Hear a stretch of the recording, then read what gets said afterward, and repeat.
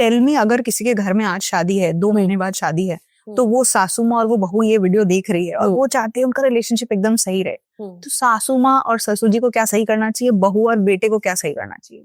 I think मैंने हमेशा बोला है कि आपको ओपनली कम्युनिकेट करना चाहिए। अगर कोई ऐसी चीजें हो भी रही है घर में जो आपके घर के ट्रेडिशन या रिचुअल्स में नहीं होता है, आप ओपनली कम्युनिकेट करिए, but at the same time आपको स्पेशली क्योंकि आप वेलकम कर रहे हो एक नए मेंबर को घर पे, आपको बहुत ज्यादा अडेप्टिंग आपको भी होना पड़ेगा एंड अंडरस्टैंडिंग होना होगा कि आप उस नए मेंबर को ला रहे हो। उससे पहले उनके घर पे क्या क्या रिचुअल्स होते थे वो समझ लीजिए कि अच्छा आपके घर पे अच्छा ऐसा होता था, अच्छा बेटा हमारे घर पे ऐसे होता है, एंड देन उनको थोड़ा टाइम दीजिए कि वो उस चेंज में इवेंचुअली अडेप्ट करे। हम एक छोटे बच्चे को भी अगर ब्रशिंग की हैबिट भी सिखाते हैं, 2 दिन में तो वो नहीं सीख जाता, उसे टाइम लगता है वो ब्रशिंग हैबिट भी हर दिन सुबह उठना है, ब्रश करना है, एक रिचुअल में लाने में। सिमिलरली आप ये नहीं एक्सपेक्ट कर सकते कि अब बहू आ गई अब वो सब कर ली, तो उसे थोड़ा टाइम देना पड़ेगा। एंड अगेन थोड़ा टाइम हम कंपैरिजन में आ जाते हैं कि पहली वाली बहू को तो 1 महीने ही लगे थे, दूसरी वाली बहू को तो इससे भी कम लगना चाहिए क्योंकि तुम्हारे तो सिमिलर बैकग्राउंड्स है,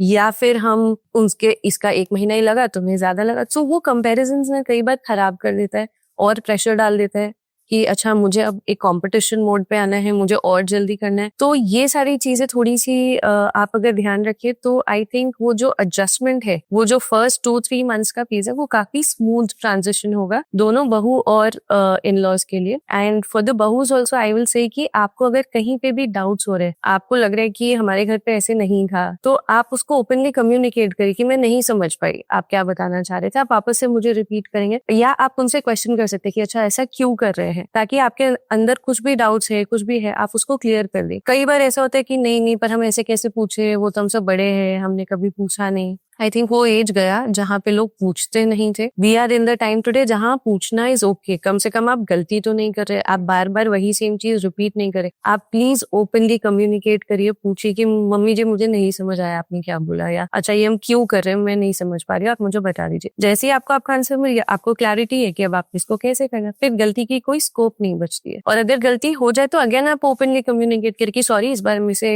नहीं मैंने ध्यान दिया, मैं नेक्स्ट टाइम के लिए ध्यान रखूंगी। बट वो ओपन कम्युनिकेशन नहीं होता है, वो एक अंडरस्टूड सा फैक्टर रहता है। अच्छा गलती हुई, कई बार बहुएं भी गलती करती है कि हाँ मम्मी जैसे समझ जाती थी तो मदर इन लॉ भी समझ ही जाएंगे, तो वो सॉरी या वो एक थोड़ा सा एफर्ट नहीं डालना चाहते। बट आपको ये समझना होगा ये रिश्ता भी नया है, उनको भी आपको वो फॉरगिवनेस देने में टाइम आएगा। तो आप you can just make a small gesture की ध्यान नहीं रहा, आई एम सॉरी, मैं नेक्स्ट टाइम ध्यान रखूंगी। एक छोटा सा जेस्चर वो आपकी मदर इन लॉ को भी स्पेस देगा कि ठीक है ओके एटलीस्ट इसने एफर्ट दिया है, नेक्स्ट टाइम कोशिश करेगी वापस। ये अगर बैलेंस मेंटेन कर ले जो भी नए बहू और सास और ससुर होने वाले, आई थिंक आपका रिलेशनशिप काफी स्मूथ जाएगा फिर। I totally agree. मुझे लगता है कि जैसे हम लोग, मम्मी कुछ भी बोल देती है तो हम लोग उतना सोचते नहीं है बैठ के, अरे ऐसे कैसे बोल दिया, ठीक है मम्मी यार बोल दिया। अब थोड़ा अगर वैसे ही हम अपने इन-लॉज के लिए भी सोचने लगे, सासू जी भी सोचने लगे, तो उसमें भी डिफरेंस आएगा। सिमिलरली वो भी हमारे को वैसे ही ट्रीट करे, जैसे अपने बेटे को छोटी मोटी गलती के लिए इशू थोड़ी बनाते हैं, वैसे वो भी वैसे करे।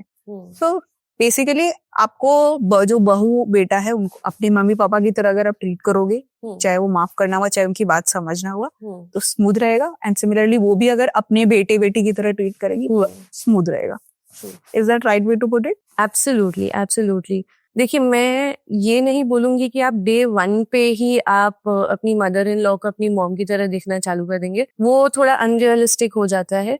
क्योंकि वो मॉम के लिए भी जो है इट्स मोर अबाउट फीलिंग, आप वो इमोशन फील कर रहे, वो मदरली इमोशन फील करे, वो इमोशन आने में टाइम लगेगा। बट अगर वो क्लैरिटी रहे कि हाँ नाउ अब ये मेरी मदर इन लॉ है, अब ये मेरी सास है, अब यही है जो यहाँ पे इस घर में मेरी माँ है, तो वो एफर्ट धीरे धीरे करते करते, और सिमिलरली उनकी तरफ से भी वो 2-4 कदम बोलते हैं ना, 2 कदम आप चलो 2 कदम हम चले, फिर वो फीलिंग्स धीरे धीरे आनी चालू हो जाएंगी।